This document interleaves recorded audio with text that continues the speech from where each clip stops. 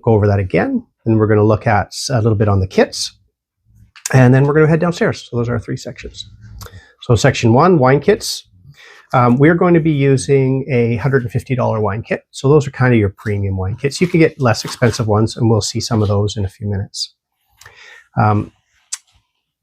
You kind of get what you pay for. You put some more money into some of the kits, and you generally get a better quality juice because they've used better quality wines. There's more volume. There may have been less concentration, so some of the flavor profiles will stay in a bit better. At $150, you get 30 bottles. You're looking at about $5 a bottle. So if you do a good job, that'll be equivalent to about a $20 bottle of wine at the liquor store. So it's pretty good value. Most people start with wine kits because they're pretty straightforward. Doesn't take a lot of equipment. You don't really have to know what you're doing. Can make mistakes. We'll talk about some of the other ones that are almost foolproof, and they're kind of my favorite to start with. The other thing is with the kits, generally they're 4 weeks, 6 weeks, 8 weeks, something like that. So you're getting into a product that you can consume fairly quickly. You do a big heavy red wine grape, you might be 5-6 years before you want to drink a bottle.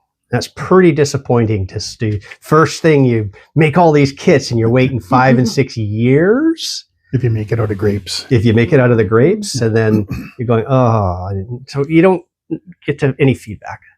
So there's some stuff that as soon as it's finished fermenting, it's ready to drink. Some take a month or so, some take a couple of months, depending on where you want to go with them. We have people in the various clubs in BC that are winning silver and gold medals with kits. So when you have the kits, one of the good things is they have chemists that go through and balance everything out for you. So you don't have to fuss with extra nutrients and chemicals and all that kind of stuff. Tonight, we are going to fuss with a little bit of chemicals. We're going to do some stuff to the yeast that's a little different. So when you made your kit, how did you inoculate your juice? Did you just take this little sachet and sprinkle it on top and walk away? Yeah. Hannah, have you made any wines? No, nope. Not yet. This is going to be the first. Awesome. Esther? No? Well, that's going to have some interesting experiences. That's good. Yeah. So anyway, the companies balance everything out to make it really easy for us. So with the white wine kits, so we're going to touch on the difference between kits and grapes again. For the white wine kit, by using enzyme extraction, you'll get a better red wine by using natural yeast fermentation. Once they've got the juice, it'll be sterile filtered, and most of the time it's concentrated. Now, you can get pails of just juice that are ready to go. They're sterile filtered, but they're ready to go, and you just open the pail. It's 23 liters, you pour it in, and you get started.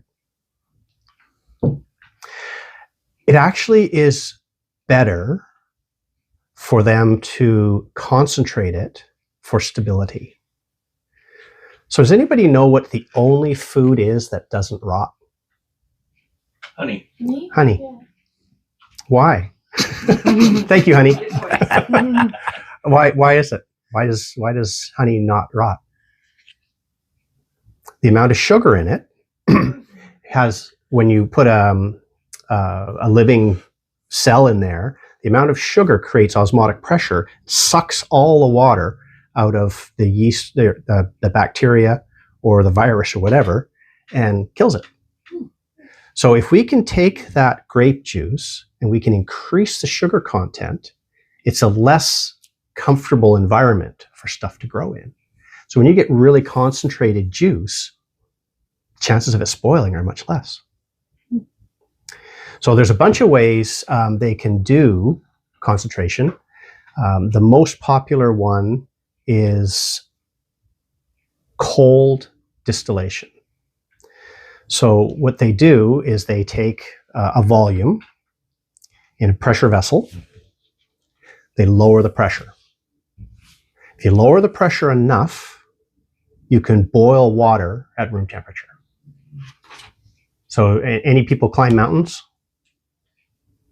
High altitude? Not often, but Not often? I've done Hiking? it in Bhutan. But when you go up to the top and you try to boil your soup, well, it boils at a much lower temperature because pressure is lower. So they just do that on the extreme. So they take the pressure way down, and that allows the water to come out, basically to boil at a low temperature. Now, that's all fine and good. However, I have learned, because I actually have a low temperature still for doing this, you lose the volatiles you lose some of the volatiles. So when he's saying the volatiles, that's your aromatics of the wine. So it's the really fine, like you were saying that it lost the fruit smells. Yeah. Right. So some of those they all boil off at different temperatures. So if it's a volatile compound and you reduce the pressure, there's a chance if you go too low below its point, it will boil off too. So it won't just take the water, it takes other stuff as well. So I tried, oxygen is kind of the enemy of wine when you're keeping it. So I thought, I'm smart. I've got a vacuum set up. I'll vacuum store my wines. I don't have to put on argon or carbon dioxide or nitrogen. Vacuum them. Perfect. And I take the wine. It's like, it's got no smell left. Well, that didn't work. So I'm quite familiar with the boiling of the concentration. They'll also sterile filter it, so we can run it through a submicron. So we know meters, centimeters, millimeters, micrometers, nanometers, micrometers. Yeah, so really, really small. So we can't get any yeast cells or anything through it. So we went through getting the juice. We went through the difference between the grapes and the kits. We went through that one. Enzymes we've done. Yeah, so got that done. Then concentration. Yeah, so the reason that we don't want to do it at high temperatures is because we'd cook the wine. So I've actually tried that. I've played around with some port that had some issues. So we tried boiling off some of the stuff, and it does significantly change. It picks up those kind of caramely notes and flavors. Rick thought it was an improvement. I didn't really. It's kind of a taste thing. So I ended up not boiling the whole batch of wine, of port. So yeah, we don't want to cook it. So that low temperature works better. Yeah, okay, so any questions on how we go from white grapes to kit, white grapes to wine, red grapes to kit, or red grapes to wine? With kits, the more you process those grapes, you're going to lose more and more out of it. And that's why the whites tend to be a little bit better wine from a white wine kit, because it's processed a little bit less than what the red wines are. Lose as in volume, like less? No, you volume? lose the flavors Lose flavors. and okay. quality. Flavor and quality. Okay. Yeah. The more you process. The more you process it. Yeah. Yeah, we try to want to reduce the amount of mechanical intervention, if that's not the right word, but us messing around with it. If we can just let nature do its thing and we start with good quality, we'll end up with good quality. But if we start processing, it just, like Rick's saying, it just kind of takes away from the grapes. So we get kits: red wine, white wine, rosés, dessert wines, port kits, coolers, and of course there's all the beer stuff, but that's a whole separate animal. We can get kits in varietals or blend. So what's a varietal? What does it mean when we say varietal? different kinds of grapes mixed. Like what kind of grapes? Well, Like a yes. Pinot Gris, like a Cabernet Sauvignon. Yeah. So Yeah. if it's made from one type of grape, a Pinot Gris, Chardonnay, Cab Franc, whatever, that'll be varietal. All it has is that variety of grape in it. And blends, we can get all kinds of stuff. Now, what's better, a varietal or a blend? It's what you like. You also get the soul flavor of grape, one grape in it. Yes, the profile of one grape. But you also get the profile of the terroir and the climate. Yeah. So I've had a bottle of wine from the same vineyard 1 year to the next, and they are completely different. Yeah, and we've also gone to vineyards over in Italy where you taste the same variety of grape from one part of the vineyard to the another part of the Yeah. vineyard, only maybe like a few hundred feet apart, and they're totally different. Cool. Yeah, that you, happened in the Okanagan when they had the fires too. Yes. Yeah. Like Yeah. Oliver area, like when they had Mhm. the grapes. but this was one just year the to the this was just the Wine soil that the grapes. grapes were growing in, and So- that's when they refer to that. That's called terroir. But terroir also refers to the climate. It's all encompassing. next. Yeah. So starting the wine kits. So we have instructions. So we have instructions in your book. So Right on the everybody back has- of your has section the there. No, instructions. section 2. Section 2. It should be one of the last pieces of paper in there. And now, Rick, you took these off the QR code. Yeah, so on the boxes, there's a QR code on all your wine. These used to be included in the box. Yeah. They don't include anything in the box. Now you got to print it all out yourself. But Yeah. on the box, I'll show you when we go downstairs. There's a little QR code there. You can click on it with your camera, and that'll take you to the winemaking instruction for that particular kit. Now these kits both use the same instruction, but every kit will. But really, once you start making them, they're all pretty much the same. Is that kind of depending on the type of wine as well? Will have a different kind of process? No, or- it's usually the kit manufacturers. It's what they include in there, Hannah. So Okay.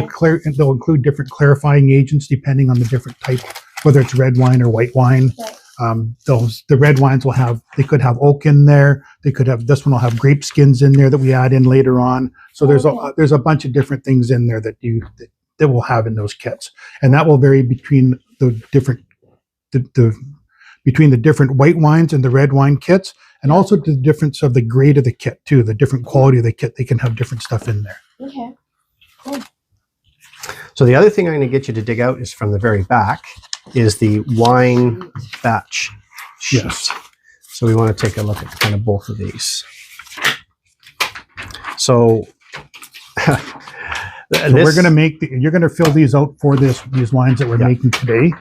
And the first one will be batch 1, and that'll be your white wine kit. And then batch 2 will be the red wine kit. Right. So we've got the instructions. So if you got a magnifying glass, you can read these. I was reading it, but Yeah, it's interesting because they're all different, but they're all the same. Yeah. They really follow the same processes. So once you've done a few of them, I don't really use this anymore. But however, these are gold. However you do it, if you use this one or use your own or whatever, keep records. Yeah. You may have a wine that you made that's not going to come up for 5 years, and you're going to pull it out and you're going to go, what did I do? Yeah, what And yeast did I use? You need to keep really, you don't need to do anything. So It's very this form advisable here- you keep very good records. This form here I got this from Ted Underhill's book, the basic concept of it, and I changed it and redid it. And then I added a bunch of information to the back of it. And this stuff that's on the back of this covers all your acid additions, your pH additions. A lot of that stuff, you're not going to be using any of that for the kits. What you do want to use is these 2 bottom tables here for the sulfite solutions. And primarily the 2.5% solution, because that's the one that you use for sterilizing bottles and that sort of thing with. Okay, so that's important that you make one of those. That's the solution that you're going to make. 2.5 is bottled. Yeah. The 10% solution, that's when you're adding that to the wine over periods of time. But that's not going to be, you don't need those for kits, but you do need that for grapes. So we talked about kits, and I just wanted to quickly, I don't have a projector here, so we're just going to have to all kind of squint and look. So this is the Wine Kit House. This is out of Canada.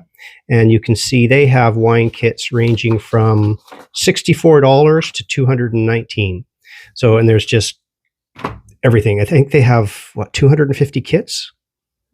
It says somewhere here. Yeah, 250 different kits you can get. Yeah. So those will be different grades, different levels of quality, and there'll be different varietals. Here's Hamilton Hops and Grapes. Now this is one of my favorite things for newbies. You basically can't do this wrong. If you've done anything, if you've put this in a bucket and poured this stuff in, you're going to get something you can drink after about 4 weeks. We called it happy juice. Yeah, that's happy basically. juice. That Yeah. was it. And it's low alcohol, but that can be fixed. Yeah. I've heard them These are referred to as the- patio pounders. Yeah. These are the fruit happy juice was. Well, that you were talking about last yes, time. yeah. Not the wine, but fruit. I yeah, think yeah. they're mostly grape based, aren't they? They're grape based, kind of. Yes, yeah, Yeah. they're grape based with They're, other they're the stuff in there. lowest quality white grapes you can get that have been concentrated down into 4 liters that you're going to pour into a bucket and bring up to 23, throw this in, and they often have little sachets of In a Green cheese- apple in a ins- cheesecloth or something. That could be. sometimes they're little vials Yeah. or little packages, and Yeah. you pour it in, and it's green apple flavoring Mm. or peach or peach But are or those the sweet- passion fruit. cranberry or orchard crisp or sorry. But those are the sweet ones. They don't have to be sweet. Yeah, because we didn't make sweet ones. Yeah. So even if your yeast dies halfway through, all you'll end up with a sweet one of these. So really, they're almost indestructible. Like, I don't know what you'd have to do to make this fail. Yeah. So they're super easy to start with, and you drink them right away, and it's just fun. Mm-hmm. And this is Hamilton Hops and Grapes, and then this is So what are those price points? those are $67 at Hamilton's. Yes, yeah, yeah. And that's for 30. They all make 30 bottles. So there's lots of options, and those cooler kits, they're just fun. You said that you can change the alcohol level on those, like make it higher. Would that just mean like you left it to ferment longer? No. Or is there No. something that you add. No. into So it? we're going to be downstairs today, and we're going to look at a hydrometer, and that's going to measure the relative density of the liquid. So we look at the liquid, we know water is 1, and as we add sugar, it starts making it float more, so it goes up. Yeah. So you'll put your hydrometer in this, and it'll be at bricks of about 8 or 10 for the Yeah. coolers, something like that. I'd have to look at the hydrometer to be sure, so don't take Mhm. that for verbatim. And then if you just start adding sugar, you will see it'll start going up higher. So the you other keep- thing too is the higher you bring your, and there are some yeast that'll ferment up to 16%. But the problem with when you start bringing your alcohol up too high, then you start losing your fruit flavors. the alcohol, well, yeah, for one, it'll be hot, but the alcohol will actually make the volatiles come off easier. So it'll all blow off when you're fermenting. So if you want those fruity patio type wines, you want to keep your alcohol You have low. to keep the low. Yeah. Right. But when you're pouring liquid chemical in, I don't think it really matters. Like when you're pouring green apple Yeah. thing, Yeah. you Essence in can there. crank the alcohol up on those. You don't want to do it with grapes, unless they're, for some reason, the grapes weren't ripe enough and you have to balance it. But that's a whole different thing. But for these ones, for those Breezen kits, those patio kits, And they're probably using 1118 yeast. they all use this one, EC 1118. That EC 1118, that's the most bulletproof yeast that there is. Yeah, this is a killer yeast. It's just brutal. It doesn't do a great job. I've got some other ones here. There's baking yeast. I brought some baking yeast, IVG, GRE. You can start once you start getting comfortable with kits, you can start changing them up a little bit by adding different types of Yeah. yeast and So start I- making it your own. Yes. Yeah, I've got a couple of my Yeah. favorites here. Mhm. This is ICV GRE. This is a white yeast, and this is a red yeast, Mhm. D254. Yep. And if you go on to Scott Labs, Mhm. they have hundreds of yeast, but you can look each one of these up. Do we have the Scott Labs for? Yes, in here, on your useful links, I emailed this to you as a Word document. Okay. So then you can go on there and you can just click on that Word document and get the links off it, or you can just type it in from here. But that's the scottlabs.com, and that's their link for their the winemaking handbook. And then it'll be a 2024-2025 winemaking handbook. And that is probably the best reference you can have for winemaking. Even professional winemakers use that all the time. And I use it all the time. And I'll show you what it looks like. I've got a hard copy of it downstairs. But it's got everything there. It talks about all the different yeast, all the different nutrients, the tannins that you can add, the different yeast, the different nutrients, enzymes. It covers everything. And how to use them. It's actually a tutorial. It's a really good book. Do they all smell different? And, Oh, yeah. No, well, they don't really smell They different. smell like yeast. They just They smell like just yeast. smell like yeast. So Yeah. there's But Yep. they will provide totally different varietal characteristics with the wine. Yeah, it'll That's do so amazing. all kinds Yeah. of different There's, things. Well, you've the people that have taken the they wine just- they judging don't smell. course. Yes. I made a white wine kit, and I used 5 different types of yeast to make that kit. Yeah. And it was in 1 gallon batches. So that we had out of exactly the same kits. There wasn't 2 different kits or anything. There was exactly the same kit. I divided up into 5 gallon jugs, and I made the wine with different yeast into each one of those gallon jugs, and it tasted totally different. Like you would just swear to God that it was a totally different wine. It didn't just taste slightly different. It was obviously way different. And when you used a red wine yeast in the white wine, it wasn't a happy thing. And that's one of the things I did do. I used some red wine yeast with a white wine kit. So the yeast is very important. And when the yeast is developed in Europe, where they've had centuries of winemaking going on, when these companies came out there and they started making these cultured yeast, and all these yeast are, they went in there and they dug up soil samples from all these vineyards over in Europe, and then they isolated the yeast strains, and then they grew those specific yeast strains of each yeast strain, and then they used those different strains to try to make wine out of them, and they evaluated what kind of wine that yeast would make, and they tried it with different grape varietals and everything else. So really what it was is if they took it out of the Burgundy region of France, then they knew that some of those yeast in there would be really good for Burgundy wine. And then that's how they found out which ones would be better. So when you go through this Scott Labs handbook, it lists all those different yeast varieties that they sell, and that's just a small portion of what's available worldwide. But they list all the ones, and it tells you there's tables in there you can look up, and it'll tell you which ones work better with different grapes. And what they different do. varietals, and what they do. So, So some have that 1118, it's a killer yeast. It has low nitrogen requirements, so that's low nutrient requirements. It's a fast fermenter. It works with a huge temperature range and a huge amount of alcohol variations in it and Killer temperatures. as in good. Killer as in it competes with other yeasts. What is yeast? yeast is its own thing. Like honey. It's an organism. It's not a plant or an animal. It's a yeast. Where do they get it from though? How do they make it? It's on you. It's It's a in the chemical? air. No, Nope. it's natural. It's Okay. So how do they call it like organic when they say organic? that's a whole different.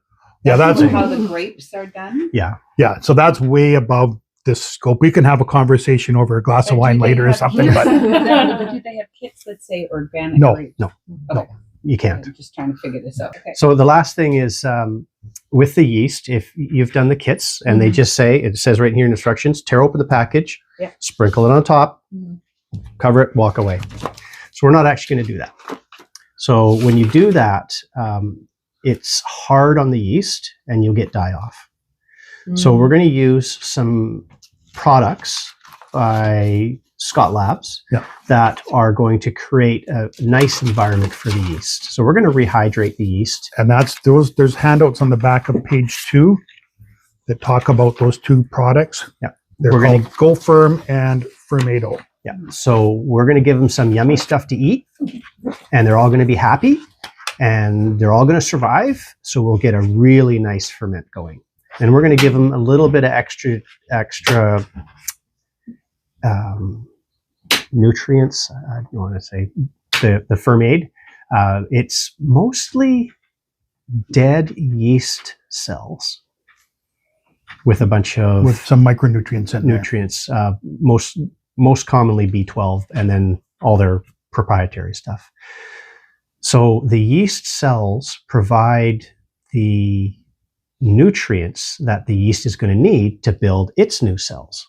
Okay, so that leaves us at section 3. So we're going to head downstairs. We're not going to Bring your books with two you. groups. We're going to need your books. I hope you're enjoying our instructional videos on winemaking for beginners. We have a number of different videos in this series for you to be able to watch. If you're interested in watching those, please click on this little box up here. And when you click on that box, that's going to take you to our playlist of the whole series in this winemaking class. So if you click on that box, that's where it's going to take you. And if you do like our videos, please like each video and click the subscribe button to subscribe to our YouTube channel. That helps our channel to grow, and we appreciate your support.